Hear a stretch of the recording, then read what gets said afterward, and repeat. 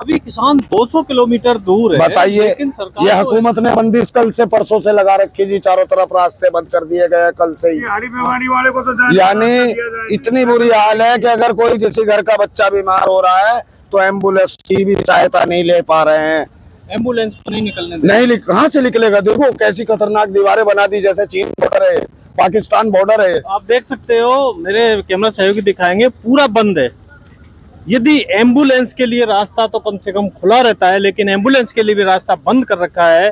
उसका एक ही रीजन है कि सरकार किसानों के खिलाफ माहौल बनाना चाहती है, जबकि पैदल वालों को तो निकलने दे, लेकिन पैदल वालों को भी निकलने पैदल वालों को भी नहीं निकलने दे रहे जी। किसी बीमार आदमी को लेके जाए तो कैसे लेके जाए? आदमी दवाई लानी थी बालाजी हॉस्पिटल से, कैसे जाए?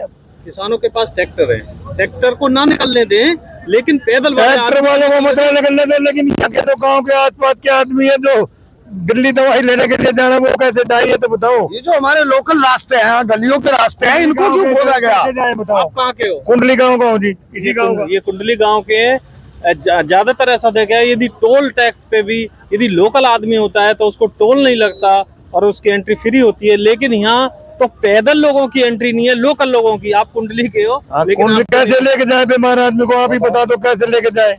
आप कहाँ के हो? मैं नरेला का हूँ, यही बराबर का। अभी ये हमारे जो गलियां थी ना, जिससे हमारे छोटे मोटे बिजनेस यहाँ से चलते थे, अभी मैं देख रहा था, वृद्ध महिला थी, एक प्रेग्नेंट लेडीज थी, लेकिन उसको बोल दिया उधर से जाओ। ऐसे ऐसे बहुत दुखी हो रहे हैं, बहुत बच्चों को उठाए उठाए घूम रहे हैं। देखो छोटे छोटे बच्चों को जाने के लिए आम आदमी के लिए तो रास्ता छोड़ना चाहिए ना।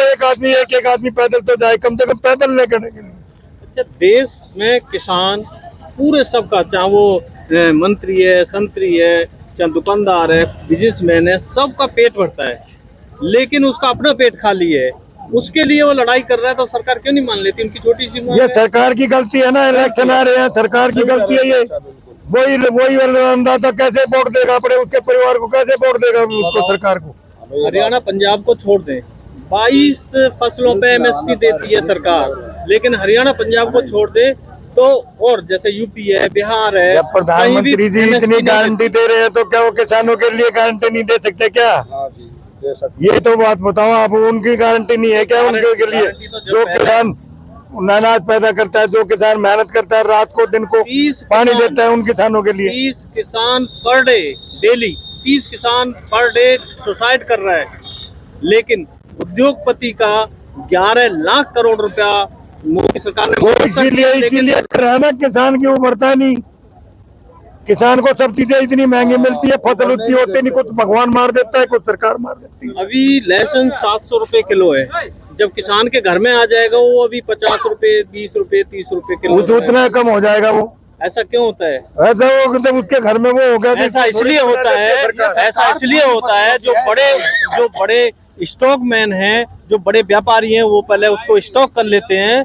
नासिक से चलेगा या पूरे देश से चलेगा, प्याज हो चाहे तेल हो, हर बार ऐसे ही होता है। कभी लहसुन महंगा होगा, कभी प्याज महंगा होगा, कभी तेल महंगा होगा, कभी टमाटर महंगा होगा। इसका वैसे सरकार के पास आई भी है, इंटेलिजेंस है, लेकिन इन सब को मालूम करने के लिए सरकार के पास कोई सिस्टम नहीं है कि किसने कितना स्टॉक कर रखा है।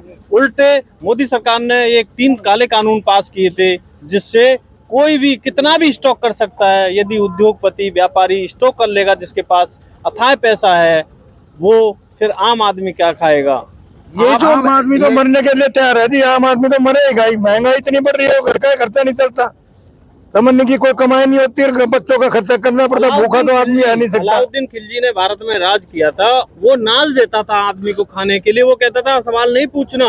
तो क्या मोदी जी ऐसा ही कर रहे हैं? यहाँ तो बिना करे ही सरकार किसी के 10,000 रुपए, किसी के 15,000 रुपए, तो घर बैठे बच्चे जो पढ़ रहे हैं बच्चे, उनकी भी 10,000 इनकम दिखा देते हैं। तो अभी गरीब को तो आप 5 किलो राशन दे रहे हो, और अमीर के आप भंडार पे भंडार भरे जा रहे हो। उनके आप 100 करोड़ माफ कर रहे हो, 500 करोड़ माफ कर रहे हो। अडानी अंबानी के उनके गोदाम आप सोने से भरे जा रहे हो, और गरीब आदमी को मारे जा रहे हो। ये कैसी सरकार? आप कहाँ के रहने वाले हो?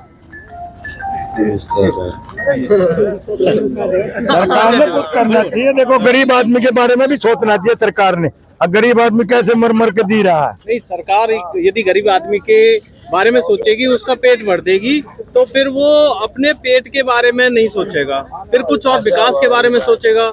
सबसे पहला यदि अरे विकास की तो नहीं, लेकिन रोटी के बारे में तो सोचे कम से कम उसको रोटी तो जमीन थी तो या मुख्यमंत्री चौटाला जी थे 3,29,000 रुपए में मेरी 1 करोड़ रुपए की जमीन 3,29,000 में चली गई। 3,29,000 में मकान बना लिया, अब क्या खाएंगे उसको? जमीन चली गई वो चली गई। एक आदमी को पिंजड़े में बंद कर दो, चाहे वो जीव हो, कुत्ता हो, बिल्ली हो, आदमी हो, उसको बंद कर दो, सबसे पहले वो पिंजड़े से बाहर निकलने की कोशिश करेगा, क्या करे वो? लेकिन जैसे ही जब उसे भूख लग जाएगी फिर वो बाहर निकलने की कोशिश नहीं करेगा, वो पेट की सोचेगा। पेट फिर की उसे पेट में खाता मालिक कौन? यदि उसे खाने को दे खाने देगा के लिए ना, तो आदमी तरसता है। खाने के दे देगा, ये तो वो ऊपर वाला भगवान तो सही है, नहीं तो इन इंसान तो नहीं सोचता है कि ये मर जाए, भूखा ही मर जाए। ये वो तो भगवान के ऊपर बात हो, कहीं से जुगाड़ करता है, लेकिन बाकी आदमी नहीं चाहता कोई ये आदमी का पेट भर जाए। तो सरकार नहीं चाह रही आम आदमी का पेट भरे। आम आदमी कहाँ भरने देगी जब यहाँ किसान भी नहीं आ रहे? हम बीमारी दवाई लेने के लिए जाना था हमें, किसान हम तो कैसे 200 जाए? किलोमीटर दूर है। फिर यहाँ तो सब कुछ बंद कर दिया, यहाँ तो सारा काम बंद कर दिया। कहाँ से जाते पैदल जाने के लिए रास्ता नहीं। पैदल भी अब नहीं बच्चों के किसी लिए को- दवाई कैसे लाए बताओ? घरवाली बीमार है कभी। हुकूमत की तानाशाही है, गुंडागर्दी है, ये हुकूमत की तानाशाही है। हमारे यहाँ का लोकल परेशान है। सरकार को भी सोचना चाहिए ना, इनको दिल्ली में जाने देना चाहिए किसानों को, ताकि दिल्ली वाले को, सरकार को पता चले कि ये लोग कितनी परेशानी से गुजर रहे हैं। दिल्ली में तब पता चलेगा जब उन्हें एक गिलास पानी भी मिलेगा नहीं मिलेगा उनको। सरकार ये कह रही है पैदल जाओ, बस से जाओ, रेल से जाओ, कह रही है तो फिर यहाँ से भी पैदल जाने दो ना।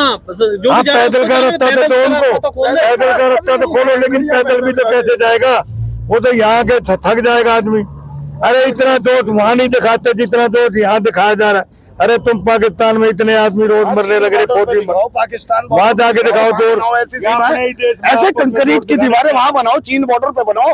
देखो चीन, बॉर्डर पे तो चाइना बना अरे यार क्या वो तो चाइना बना रहा है, हमारी जमीन में घुस घुस के बना रहा है। हम कितने अच्छे लोग हैं यार, हमें एहसास भी नहीं होता।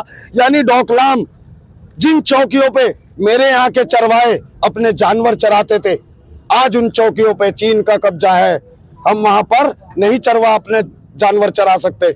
ऐसे ही अरुणाचल प्रदेश में आधे से ज्यादा गांव कब्जा कर चुका है चीन। मोदी जी तो वहां कर तो रहे हम हैं, अपने कोई ऐसी सीमा इधर नहीं उतना बना नहीं रहे घुसेगा, हैं, मोदी यहाँ करे सीमा बना रहे हैं अपने भाई के ऊपर, अपने बच्चे के ऊपर, अपने बाप के ऊपर। यानी किसान कौन है? अन्नदाता कहा गया है उसको। लेकिन जो सिक्योरिटी वाले हैं, पुलिस वाले हैं, वो किसान मजदूर के बेटे हैं, कोई MP MLA या उद्योगपति का तो जाता नहीं। आपस में तो लड़ाया जा वो रहा है। बेचारे हुकुम के गुलाम बन गए ना, क्या अगर करें? वो करेंगे तो उनकी नौकरी नहीं चली जाएगी। अभी ये नौकरी सिंघू बॉर्डर चली पे जाएगी। उसके आंसू गैस गोले छोड़े गए। उसके गोले छोड़े हैं, वो यदि सिपाही पे करेगा तभी मजदूर किसान का नुकसान, और यदि किसान पे आपस करेगा में तभी झगड़ा हो गया तो मजदूर मरेंगे तो बाप बेटा ही। बाप बेटे ही, हाँ जी, तो वो सरकार बाप बेटा और भाई भाइयों को मारना चाहती है। इनकी राजनीति की ऐसी है जी, आपस में बढ़ाओ, फूट करो, राज करो। अंग्रेज जैसे करते थे ऐसे ही काम भी सरकार का हो रहा तो है। अंग्रेज वही तरीका है। वही सिस्टम चल अंग्रेज रहा है। चले गए, काले अंग्रेज रह गए। अब वो दूसरे गोरे अंग्रेज रह गए। ये उन्हीं के वंशज तो हैं, उन्हीं के बच्चे तो हैं जिन्होंने अंग्रेज की गुलामी पसंद की थी, आजादी पसंद नहीं की थी। वही है ये आज जो राज कर रहे हैं। तो आजादी की लड़ाई में सहयोग नहीं रहा उनका, इनका कोई सहयोग नहीं था ना, ये तो अंग्रेज के साथ खड़े थे, साथ खड़े थे, अंग्रेज के साथ खड़े थे। तो इसलिए किसानों के खिलाफ खड़े हैं। इसीलिए किसानों के खिलाफ खड़े, मजदूरों के खिलाफ खड़े, पूरे देश की जनता के खिलाफ खड़े।